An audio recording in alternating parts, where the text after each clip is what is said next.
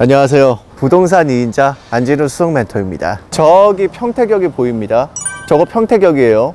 그러고 바로 뒤에 보이는 이 동호자인체 센트럴 도시형 생활주택 신탁공매로 나와서 저희가 좋은 가격에 낙찰받을 수 있었습니다. 저희 팀과 수강생분들이 4채를 낙찰받았고요. 낙찰받을 당시 시세는 채당 8,500만원 정도였는데 7,400만원에 각각 낙찰을 받았습니다. 틈새 시장인 신탁공매였기 때문에 저희가 좋은 가격으로 낙찰받을 수 있었습니다. 오늘은 부동산의 틈새 시장인 공매 중에서도 틈새에서도 틈새 시장인 신탁공매 물건을 보여드리러 왔습니다. 공매 중에서도 신탁공매가 돈이 된다는 걸 보여드리고 싶어서 저희가 낙찰을 받고 영상을 촬영하게 되었습니다. 이 신탁공매는 많이 다루지 않아서 익숙하지 않을 수가 있어요. 처음부터 끝까지 조목조목 알려드릴 테니 신탁공매에 아직 관심이 없거나 수익을 아직 못 보신 분들은 영상을 꼭 보셔야 됩니다. 신탁공매는 많이 알려지지도 않았고 신탁이라는 단어 자체가 주는 어려움이 있어서 보통 사람들은 접근을 잘 하지 않습니다. 그리고 신탁공매는 여러 채가 한꺼번에 나오는 경우도 많아요. 그걸 한꺼번에 낙찰받아야 된다는 거죠. 일반인들의 자금력으로는 접근하기조차 힘들다는 단점이 있죠. 하지만 이 단점들 오히려 좋습니다. 첫 번째, 신탁공매를 어려워하기 때문에 사람들이 접근하지 않아요. 그래서 경쟁이 없습니다. 그렇다는 것은 당연하게 낮은 가격에 낙찰받을 수 있다는 거겠죠. 두 번째, 여러 채를 한꺼번에 낙찰받아야 한다. 그런데 말입니다. 신탁공매는 신탁사가 주관하는데요. 이 신탁사와 협의를 할 수 있다는 사실 혹시 알고 계셨을까요? 협의를 통해서 신탁공매에 던져진 물건들 중 일부분만을 내가 원하는 호수들만 골라서 내가 원하는 가격에 가지고 올 수 있다는 사실을 대부분은 잘 모르시더라고요. 이걸 수익계약이라고 할 수 있겠는데요. 이거에 대해서는 뒤에서 자세히 쉽게 설명드리겠습니다. 그래서 오늘은 신탁공매 손품부터 입찰, 임장, 신탁사와의 협상, 그리고 출구 전략까지 한 번에 알려드리려고 합니다. 자, 아까 말씀드렸다시피 채당 7,400만원에 낙찰받았습니다. 물론 낙찰 후에 인수되는 권리는 전혀 없고요. 당연히 안전한 물건입니다. 그런데 재미있는 일이 있었어요. 저희가 낙찰받은 물건인 동호자인체 바로 옆에 코하루 도시형 생활주택이 있는데 저 물건이 9월 19일 날 최근에 20명 이상이 입찰을 해서 낙찰가액이 무려 1억 1천만 원에 낙찰을 받아갔습니다. 저희 물건보다 상태가 훨씬 안 좋은 물건임에도 불구하고요. 저 물건은 북향에 위치하고 있기 때문에 남향인 저희 물건보다 오히려 입지가 안 좋은 물건이에요. 그럼에도 불구하고 매각 가격이 1억 1천만 원 이상의 낙찰이 되었습니다. 그 이유가 뭐냐 하면 요즘 평택의 시장 상황이 심상치가 않습니다. 입찰 전에 저희가 평택 시장 상황을 고려해서 객관적으로 분석을 했을 때 이 물건은 최소 3, 4개월 뒤엔 9천만 원까지 1년 뒤에는 최소 1억은 넘을 것으로 봤습니다만 그런데 벌써 경매 낙찰가가 1억 1천만 원에 찍혀 있네요. 지금 평택 상황이 집이 없어요.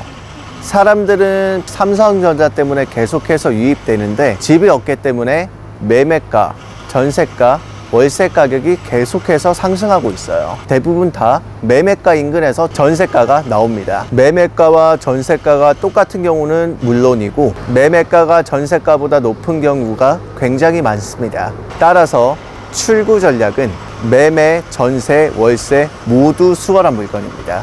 원래는 7채가 신탁공매로 나와서 이 7채를 한꺼번에 낙찰받아야 되는 조건이었는데 신탁사 측과 협의를 해서 저희 팀과 실투반 수강생분들이 7채 중에서 4채를 계약했습니다. 약간 특수한 케이스로 볼 수 있긴 해요. 하지만 복잡하고 어려운 건 아닙니다. 특히 앞서 말씀드렸던 신탁사 측과 협의해서 수의 계약하는 부분은 낯설게 느껴질 수가 있는데요. 그 과정과 평택의 특수한 상황을 세세하게 영상의 뒷부분에 스튜디오에서 자세히 설명드리겠습니다. 영상을 끝까지 보신다면 분명히 도움이 되실 겁니다. 그러면 저희가 낙찰받은 물건의 호실로 올라가서 주변의 상황을 점검해 보겠습니다.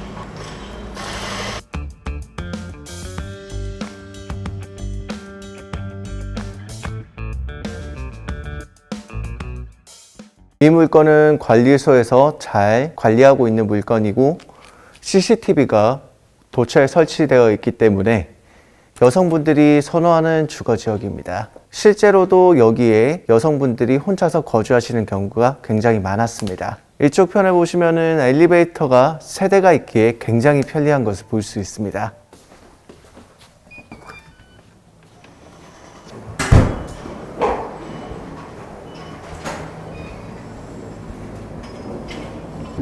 앞쪽에 보이시는 곳이 평택역으로 여기 물건지와 거리는 200m 정도 떨어져 있습니다. 그리고 인근으로 상권이 잘 형성되어 있기에 내가 사는데도 크게 무리 없이 살 수가 있고요.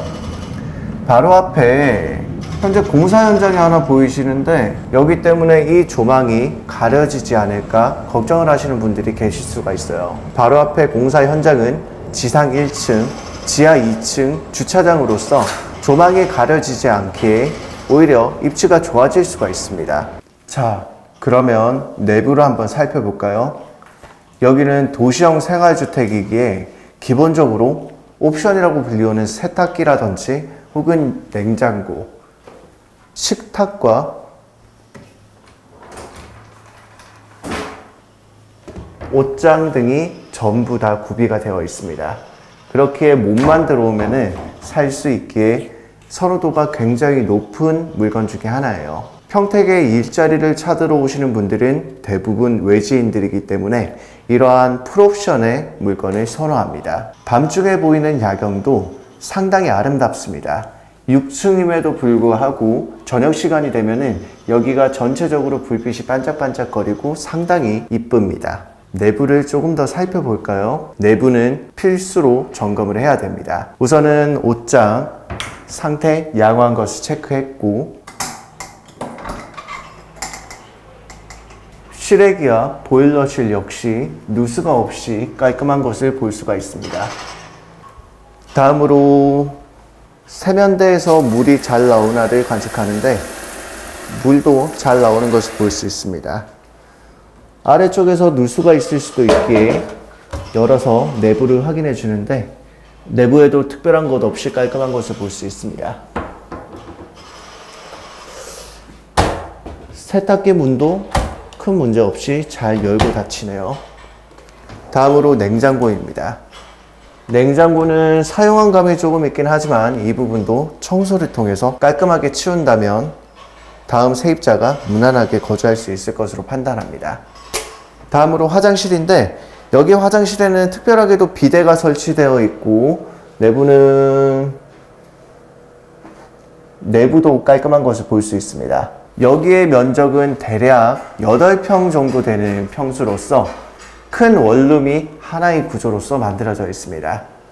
주변의 생활환경 인프라는 잘 갖춰져 있는 상태에서 풀옵션 물건이기에 월세와 전세 가격도 상당히 높은 편에 속합니다. 그리고 가장 마음에 들었던 게 에어컨 역시도 신축답게 시스템 에어컨으로 위쪽에 설치가 되어 있어서 편안하게 이용할 수 있고 마지막으로 바닥입니다. 바닥이 굉장히 깔끔한 구조로서 마룻바닥으로 이루어진 것을 볼 수 있어요. 흠집 하나 없이 깔끔하네요. 전체적으로 이 물건은 낙찰자가 수리할 비용은 하나도 없는 정말 컨디션이 좋은 신축 물건을 신탁 공매로서 싸게 낙찰을 받게 되었습니다. 다른 호실도 한 번 더 가서 똑같은 방식으로 촬영을 해보겠습니다.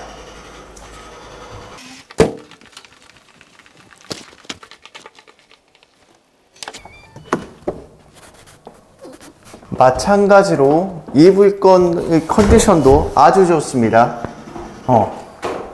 아까 전에 까먹고 설명을 안 드린 게 있는데 인덕션이 설치되어 있기에 간단한 취사도 충분히 이용할 수 있습니다. 여기도 마찬가지로 동일한 구조인데 여기엔 아까 전에 못 봤던 것들이 보이네요.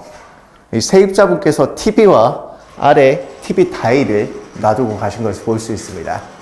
감사히 쓰겠습니다. 뒤쪽에 보이는 평택역 역세권 도시형 생활주택 임장을 마쳤습니다. 신탁 공매에 대한 자세한 방법과 수익 계약 그리고 이 물건과 출고 전략에 대한 좀 더 디테일한 내용들은 스튜디오에서 이어서 말씀드리겠습니다. 자, 가시죠. 자, 스튜디오에 왔습니다. 신탁공매. 단어 자체가 어렵고 위험해 보이죠? 신탁공매가 무엇인가? 그리고 또 수의계약이란 게 무엇인가? 신탁법, 담보신탁, 신탁원부 이런 어려운 말들이 나오는데 알 필요 없습니다. 간단하게 정리해 드리겠습니다. 채무자가 돈을 빌릴 때 KB부동산 신탁, 한국자산신탁, 교보자산신탁 등이 있습니다. 이런 신탁회사에 부동산의 소유권을 넘겨주고 돈을 빌리게 됩니다. 만약에 빌린 돈을 못 갚게 된다면 부동산의 소유권이 이미 신탁회사에 있기 때문에 신탁회사는 부동산의 공매에 넘겨서 빌려준 돈을 회수하는 과정입니다. 다만 이 신탁공매는 약간 다른 점이 있습니다. 이 부분만 숙지하신다면 손품, 발품 후에 입찰하는 것은 문제가 없습니다. 첫 번째 키포인트, 권리 분석. 두 번째 키포인트, 개인과 신탁사 간의 거래, 수의계약이다. 첫 번째,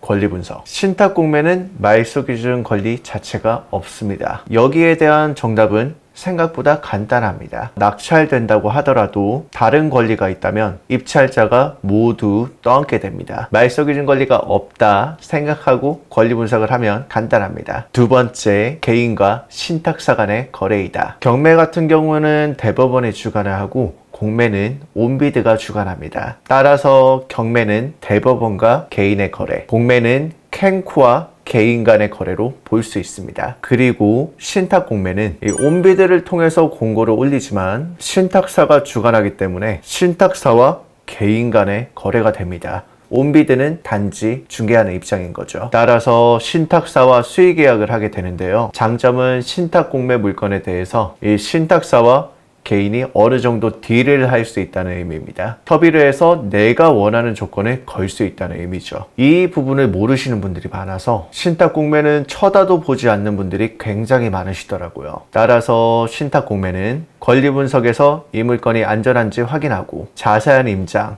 즉 발품을 팔아서 이 물건 자체가 수익성이 있는지 파악하고 출구 전략을 수립한 이후에 입찰하는 과정입니다. 이 경매, 공매와 크게 다를 게 없다는 의미입니다. 경공매를 해보신 분이나 공부하신 분이라면 누구든지 하실 수 있습니다. 자, 그럼 신탁공매 하는 방법. 신탁공매의 권리 분석과 수의계약에 대해서 단순히 이론만 놓고 하는 강의가 아닌 저희가 실제 낙찰받은 물건을 첫 검색하는 과정부터 입찰, 신탁사와 계약하는 과정, 낙찰까지, 낙찰에서 출구 전략까지 실전 과정을 조목조목 보여드리면서 알려드리겠습니다. 지금부터는 신탁공매의 수의계약 물건을 찾는 방법을 확인해 보도록 하겠습니다. 이 온비드 사이트를 통해서 확인할 수가 있는데 온비드 사이트를 켜시고 부동산 배너로 들어갑니다. 부동산 그 중에서도 물건을 클릭하시면 됩니다. 물건을 클릭하시게 되면 여러 가지의 배너가 보이게 되는데 여기에서 우리는 수의계약이 가능한 물건을 찾아야 되기 때문에 수의계약 가능한 물건을 클릭하시면 됩니다.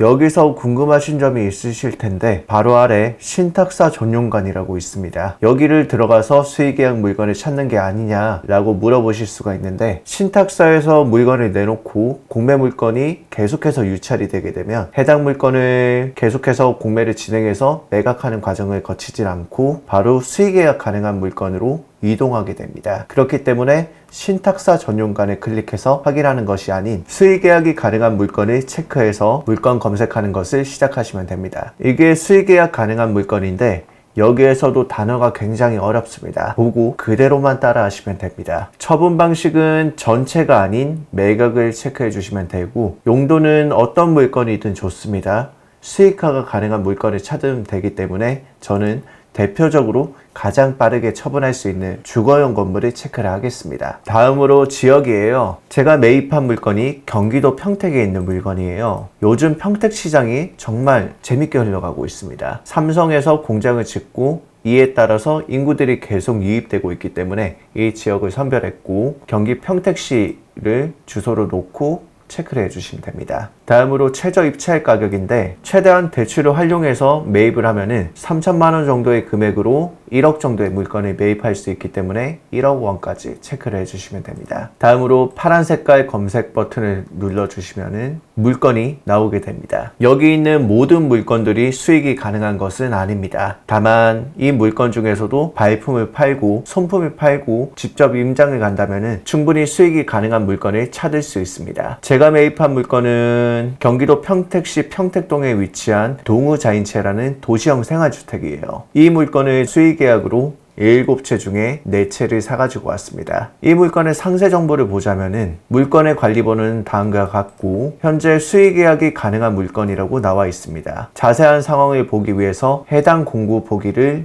눌러주시면 됩니다. 그러면 공고문 및 첨부 파일 다운로드라는 창이 나오는데 여기에서 아래쪽으로 내리시게 되면은 재공매 공고 동우자인채 센트럴 7개호라는 파일을 다운받을 수가 있어요. 이거를 다운받도록 하겠습니다. 파일을 열게 되면은 신탁부동산 공매 공고라는 파일이 뜹니다. 당사가 진행하는 공매는 한국자산관리공사에서 진행하는 공매와는 전혀 다른 일반 매매에 해당한다고 명시가 되어 있네요. 아래쪽으로 내리시게 되시면 공매 대상 부동산의 표시라고 명시가 되는데 해당 물건은 경기도 평택시 평택동 35-28번지에 위치한 동우자인채 센트럴 물건으로 총 7개의 호실이 경매로 나온 것을 볼 수 있습니다. 해당 공고문을 통해서 물건을 확인했고 손품을 팔고 발품을 팔고 임장을 통해서 해당 물건의 시세를 확인하고 수익이 충분히 가능하겠다 라고 판단한 이후 신탁원부를 통해서 어느 정도의 대출이 발생했는지를 확인하고 그 다음 등기부등본을 통해서 자세하게 권리 분석을 진행했습니다. 해당 물건들에는 대부분 다 압류가 설정되어 있었고 재산세가 대략적으로 200만원 정도 추가적으로 발생하는 것을 확인할 수 있었습니다. 이는 신탁회사의 담당자를 통해서도 확인할 수 있었는데 압류되는 금액을 신탁사에서 말소하는 조건으로 최당 7,400만원에 이 물건을 안전하게 매입할 수 있었습니다. 신탁공매 물건은 등기부상의 권리가 지워지지 않기 때문에 등기부를 반드시 확인하셔서 추가되는 인수 권리를 확인하시고 협상을 통해서 어느 정도의 금액을 조율한 이후에 매입하는 것을 추천드립니다. 해당 물건이 충분히 수익이 나올 것이라고 판단을 했으나 처음에 시작한 금액인 7,800만원에 이 물건을 매입하는 것보다는 금액을 조금 더 낮춰서 매입하고 싶어서 신탁사의 담당자와 전화를 해서 이 물건을 내가 사고 싶은데 7,800만원의 매수는 못하겠고 금액대를 조금 낮춰주면은 이 중에서 4채를 매입하겠다 라고 얘기를 해서 금액대를 낮춰서 7,400만원에 즉 400만원 싸게 매입을 할 수가 있었습니다.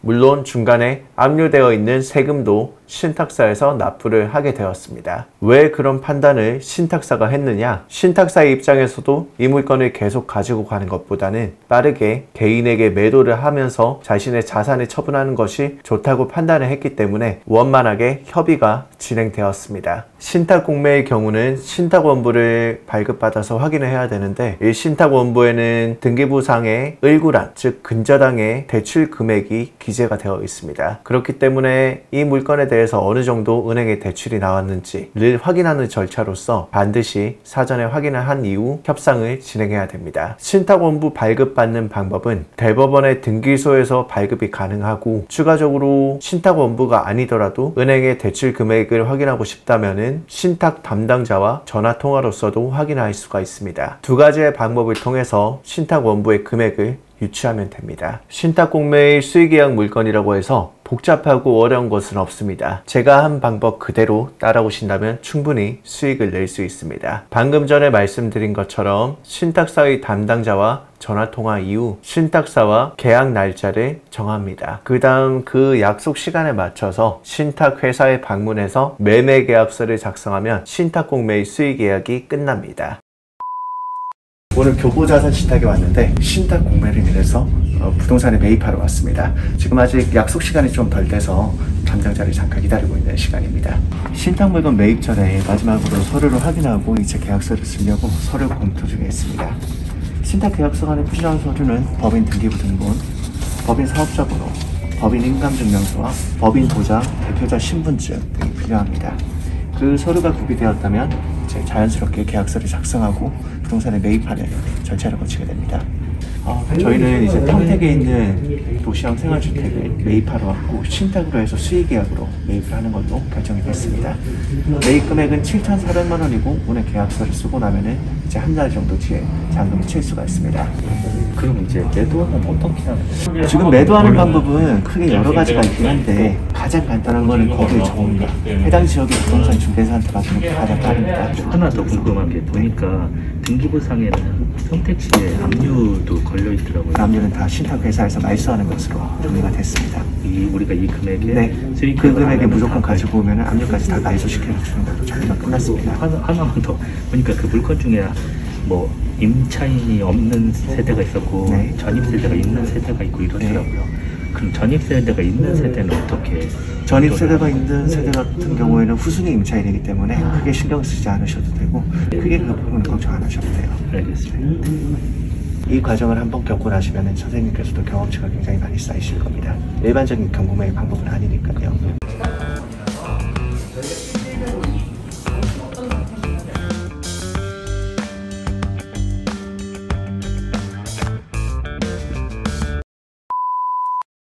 다음으로 물건에 대한 출고 전략인데 낙찰은 2022년 7월 30일 날 받았어요. 수익계약을 통해서 교보자산 신탁사와 직접 계약을 진행했고요. 낙찰 금액은 7,400만 원이었습니다. 방 1개, 화장실 1개의 풀옵션 주택이에요. 또한 건축물이 지어진 연도는 2018년에 지어진 4년 된 신축이에요. 주택은 평택의 한가운데 위치하고 있습니다. 여기가 평택역이고 평택역에서 직선거리로 400m 정도 거리에 떨어져 있습니다. 인근으로는 상가들과 평택역에 위치하고 있는 역세권이고요. 삼성에서 공장을 증설함에 따라 일자리 수요가 꾸준히 발생하는 지역입니다. 한마디로 월세 수요가 충분하다는 거죠. 임장을 가보면 밤이든 낮이든 인구의 유동이 많아 활발하더라고요. 평택역 인근에 해당 물건지 즉 풀옵션의 원룸 전세는 인근에 있는 물건을 토대로 판단할 수가 있는데 가장 근처에 있는 평택역 코하루 두드림 시티가